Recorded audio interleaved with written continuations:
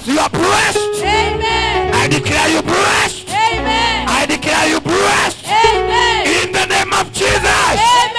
I command every gate of opportunity to open for you now. Amen. In the name of Jesus. Amen. I declare, let good things locate you. Amen. In the name of Jesus. Amen. Let sickness be far from you. Amen. Let accident be far from you. Amen. Let problem be far from you. Amen. In the name of Jesus. Amen.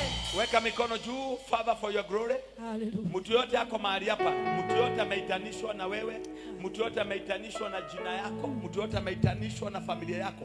There are people when the devil touch them, he has touched you. Weka mikono juu.